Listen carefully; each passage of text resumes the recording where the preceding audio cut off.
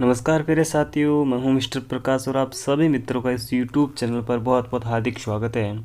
और आज हम जानेंगे समायोजन, जो सीडीपी का हमारा एक चैप्टर है, उससे संबंधित जितने भी क्वेश्चन पिछले पेपरों में आ रखे हैं रीट के, उन प्रश्नों का हम विश्लेषण करेंगे रीट 2021 को मद्देनज़र रखते हुए। ठीक है, तो चलिए मित्रों, हम जानते हैं एडजस्टमेंट से जितने भी क्वेश्चन आए हैं, ये क्वेश्चन आपके सामने इस प्रकार हैं। तो इस स्लाइड को हम बहुत ही महत्वपूर्ण तरीके से समझेंगे और क्या पैटर्न रहा है इन प्रश्नों का, वापस रिपीट हुए या फिर इन्हें किस तरह से रिपीट हुए हैं, उनको भी हम जानेंगे। ठीक है, तो वीडियो को अंत तक देखना और बहुत आनंद लेना। ठीक है, फर्स्ट क्वेश्चन आपके सामने इस प्रकार है, समायोजन से तात्पर्य स्वयं का विभिन्न परिस्थितियों में अनुकूलन करना है। जी हाँ मित्रों, बिल्कुल लाइन सही के बोल रही है, हर एक लाइन से हम सीखेंगे।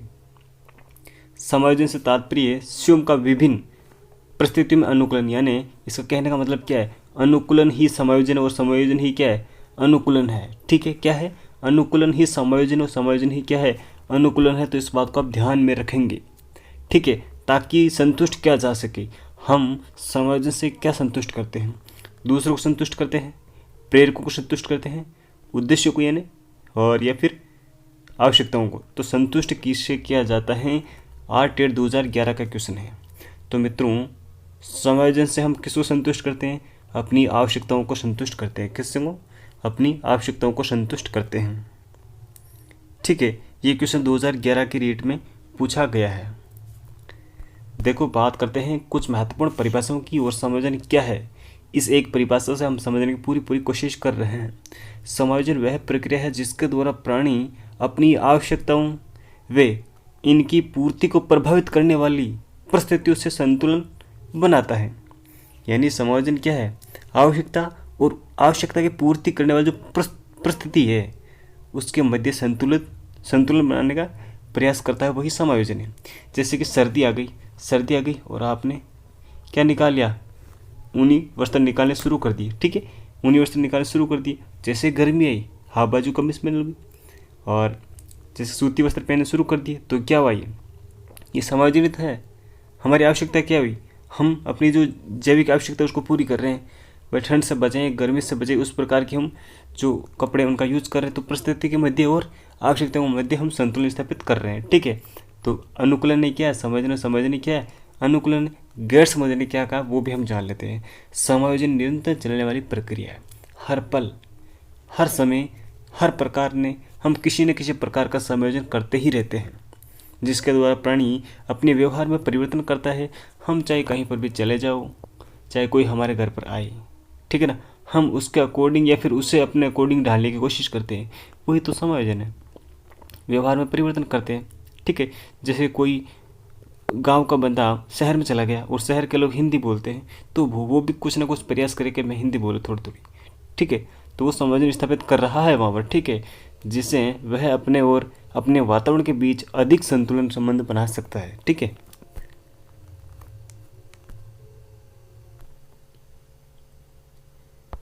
अब ये क्वेश्चन आपके सामने इस प्रकार है, रीट 2017 में पूछा हुआ क्वेश्चन है, बहुत ही महत्वपूर्ण है। जरा गौर फरमाना और अपने निगाह इस क्वेश्चन पर टिकाए रखना और थोड़ा संज्ञानात्मक रूप से यहाँ पर सक्रिय रहना कि समायोजन प्रक्रिया के दौरान विद्यार्थीगण बहुत से विरोधाभास परिस्थितियों से गुजरते हैं। बिल्कुल सभी लोग जब हम समायोजन करते हैं ना, तो कहीं ना कहीं हम विरोधाभासी परिस्थितियों से गुजरते हैं। अब एग्जाम्पल दिया है कि एक विद्यार्थी शिक्षक के सामने अपनी गलतियों को स्वीकार करना चाहता है। बच्चा क्या करता है कि मैं अपनी गलती को स्वीकार कर लूँ। ठीक है, करना चाहता है, पर इसके साथ ही वह शिक्षक द्वारा दंडित होने से भी डरता है कि गुरुजी से मुझे कोई पनिशमेंट ना मिले। ठीक है, उससे भी बच्चा डरता है। तो क्या अग्र लिखित में से किसके सापेक्ष में इसे अच्छी तरह से समझाया गया है। देखो, मैं आपको बता दूं, यहाँ पर जो भी आपको परिस्थितियाँ दे रखी है ये वाली, ठीक है, तो ये किसने दी थी, ये दी थी कर्ट लेव ने। किसने दी थी, कर्ट लेव ने दी थी। उन्होंने इसका नाम दिया था संवेगात्मक द्वंद्व। क्या नाम दिया था, संवेगात्मक द्वंद्व। ठीक है, तो इस बात को आप जानेंगे कि हम किस प्रकार से द्विधा में पड़ जाते हैं। कोई समायोजन करते हैं तो कोई चीज़ हमें अच्छी लगती है, कोई अच्छी नहीं लगती है, तो हम किसको चूज करते हैं। दोनों चीज़ें जब अच्छी लगती है तो हम किसको चूज करेंगे, उस स्थिति को तो क्या कहेंगे। ठीक है, जब दोनों चीज़ें हम अच्छी नहीं लगेंगी तब हम उसे क्या कहेंगे। तो देखो, इसमें एक तो आप ये माना जब नाम आए आपके सामने उपागम, क्या नाम आई, उपागम, क्या नाम है, उपागम, तब तो प्लस, यानी आपको वो चीज़ बिल्कुल अच्छी लग रही है। और जब नाम आए परिहार, क्या नाम है, परिहार, यानी आप उसे त्यागना चाहते हैं, कहीं ना कहीं आपका जो मन है उसके प्रति लगाव उसका कम है। ठीक है, ये दो चीज़ें ही। और इसको बोलते हैं अप्रोच और इसको बोलते हैं अवॉइडेंस। ओके, तो इस प्रकार की तीन परिस्थितियाँ हमारे सामने उपस्थित होती है। देखो आपको नाम बता देता हूँ कौन कौन सी। एक तो होती है उपागम परिहार संघर्ष, ठीक है। दूसरा होता है उपागम उपागम संघर्ष, ठीक है। और तीसरा होता है मित्रों परिहार परिहार संघर्ष। कौन सा, परिहार परिहार संघर्ष। अब हम जानते हैं, देखो ये इसका जो आंसर राइट होगा वो तो ऑप्शन सी राइट होगा। कौन सा, ऑप्शन सी राइट होगा, ठीक है मित्रों, ऑप्शन सी यहाँ पर राइट होगा। पर हम इन तीनों के बारे में जानेंगे कि ये क्या है। पद्धति पद्धति विरोधाभास क्या होता है, वर्जन वर्जन विरोधाभास क्या होता है, और पद्धति वर्जन विरोधाभास क्या होता है। ठीक है, तो देखो फर्स्ट हमारा था उपागम परिहार, यानी ये पद्धति वर्जन, तो इससे उपागम बोल सकते हैं, और वर्जन यानी इससे परिहार बोल सकते हैं। इस बात को समझेंगे तो हम देखते हैं उपागम परिहार जो हमारा विरोधाभास परिस्थिति, इसमें क्या होता है। इसमें क्या होता है, एक कोई हमारा धनात्मक लक्ष्य और एक ऋणात्मक लक्ष्य है ना, वो हमारे सामने है, पर हमें उन दोनों में से किसी एक को चूज करना पड़ेगा। ठीक है, जैसे कि देखो ये दुविधा कब पैदा होती है, जैसे कि पीजीटी की नौकरी हो गई, आपको पीजीटी की नौकरी मिल गई पर पोस्टिंग आपकी नागालैंड हो गई, तो आपको नौकरी अच्छी लग रही है पर आपको कहीं ना कहीं क्या करता है, जो नागालैंड करना है वो थोड़ा अच्छा नहीं लग रहा है। ठीक है, पर दोनों में समायोजन करना पड़ेगा। वो क्या है, एक प्रकार का हमारा क्या है, संघर्ष पैदा हुआ है। ठीक है, अब उपागम उपागम उपागम उपागम क्या है, इसमें क्या हो, जैसे कि आपको कोई दो फॉरेन के टिकट मिले, एक अमेरिका में मिल गया एक स्विट्जरलैंड का मिल गया, तो आप किसे चूज करना चाहेंगे। ठीक है, वो हो गया। और एक हो गया परिहार परिहार संघर्ष, कि इधर कूद तो कुआ और इधर खाई, यानी दोनों जो लक्ष्य है वो ऋणात्मक है। बच्चे को कहा दिया जाए कि आप स्कूल में जाए तो मैथ का टीचर मारेगा, और अगर खेत में गए तो वहाँ पर क्या है, काम करवाना पड़ेगा। ठीक है, तो ये क्या हुआ, बच्चों को दोनों चीज़ ऐसी नहीं लग रही ना, तो इसका मतलब क्या, परिहार परिहार संघर्ष, अवॉइडेंस अवॉइडेंस। ओके, तो इसका जो ऑप्शन होगा सी राइट होगा। ये आपके सामने चीज़ें थी जो मैंने आपको बहुत ही अच्छी तरीके से समझाई। ग्राह्य यानी क्या हुआ, जो आपको अच्छी लगती है, परिहार यानी जो आप त्यागना चाहते हैं। ठीक है, इस प्रकार अंतर्द्वंद है, आप थोड़ा समझने की पूरी कोशिश करें। अगला क्वेश्चन है, तनाव को कम करने का अप्रत्यक्ष ढंग कहलाता है। मित्रों बहुत ही शानदार सीरीज है, जरा गौर फरमाना। तनाव को कम करने का अप्रत्यक्ष ढंग, जिसमें हम कोई प्रत्यक्ष कार्य नहीं करते हैं। ठीक है, रेट 2017 में यही क्वेश्चन आया था। तो समस्या समाधान विधि है, रक्षात्मक यांत्रिकता है, व्यक्तिगत विधि है, इनमें से कोई नहीं। तो मित्रों ऑप्शन जो बी आपका बिल्कुल राइट है, रक्षात्मक यांत्रिकता, रक्षात्मक युक्तियाँ कहते हैं। ठीक है, ओके, तो ऑप्शन बी बिल्कुल राइट है। हमारे ऊपर अगर कोई तनाव आता है तो हम उससे किस प्रकार से अलग करते हैं, किस प्रकार से उसे निपटते हैं। ठीक है, तो वो रक्षात्मक यांत्रिकता या फिर रक्षात्मक युक्तियाँ होती है, उनको ध्यान में रखते हुए हम तनाव से निपटते हैं। ठीक है मित्रों, अगला क्वेश्चन है मित्रों आपके सामने, एक समायोजन तंत्र में अतीत, बीते हुए काल की, वर्तमान और प्रस्तावित व्यवहार की अनुमोदित कारणों में तार्किक और सामाजिक रूप से सोचना शामिल है। वो क्या कहलाता है, प्रतिकरण कहलाता है, परिमेयकरण कहलाता है, प्रतिगमन कहलाता है, फिर दमन कहलाता है। और इसका जो आंसर राइट होगा मित्र, वो राइट होगा ऑप्शन आपका ऑप्शन बी बिल्कुल राइट। इसका किसका, इसका ऑप्शन बी बिल्कुल राइट माना गया है, परिमेयकरण। ठीक है, तो इस परिमेयकरण की जगह हमने क्या पढ़ा है, वो होता है औचित्यकरण। क्या कह सकते हैं इसे, औचित्यकरण भी कहते हैं, युक्तिकरण भी कहते हैं, और तार्किकरण भी कह सकते हैं, और विवेकीकरण भी कह सकते हैं। इसमें क्या होता है कि अगर कोई विफलता है, तो उसके विरुद्ध में हम उसे उचित ठहराने के लिए क्या करते हैं, तर्क दे देते, क्या देते हैं, तर्क दे देते हैं। नहीं, ऐसा लगता है कि वास्तव में ये सत्यभाषी तर्क है। ठीक है, जैसे कि अंगूर खट्टे हैं, नींबू मीठे हैं, तो इस प्रकार की जो चीज़ें होती है वो क्या करता है, औचित्य स्थापित करने के लिए हम तर्क दे देते हैं, तार्किकरण कर देते हैं, विवेक से तर्क दे देते हैं, परिमेयकरण कर देते हैं। ओके, तो ऑप्शन बी यहाँ पर आपका बिल्कुल राइट है मित्रों। ठीक है, प्रतिगमन तो होता है कि जो अपनी अवस्था है उससे पीछे लौट जाए। जैसे वो किशोर बालक है, वो अगर वापस घुटने के बल चले, ठीक है, तो क्या हो जाए, वो प्रतिगमन कर रहा है। ठीक है, और दमन यानी चयनात्मक विस्मरण, है ना, ऐसे सोची हुई समझी हुई चीज़ को हम जानबूझकर भूलते हैं। ठीक है, तो फ्राइड ने इसके बारे में क्या कहा था कष्टप्रद अगर कोई इच्छाएं होती है वो स्वतः ही बहिष्कृत होकर क्या हो जाती है, अचेतन मन में चली जाती है। किसमें? अचेतन मन में चली जाती है। ओके, जानबूझकर किसी चीज़ को भूलाना। ओके, तो हम बात करते हैं अगले क्वेश्चन की। कुछ लोगों का कहना है, जी हाँ क्या कहना है, जब बालक को गुस्सा आता है तो वे खेलने के लिए चले जाते हैं। जी हाँ चले जाते हैं, जब तक कि पहले से अच्छा महसूस नहीं करता है। उनके व्यवहार में निम्न में से कौन सा प्रतिरक्षा तंत्र प्रतिलक्षित होता है?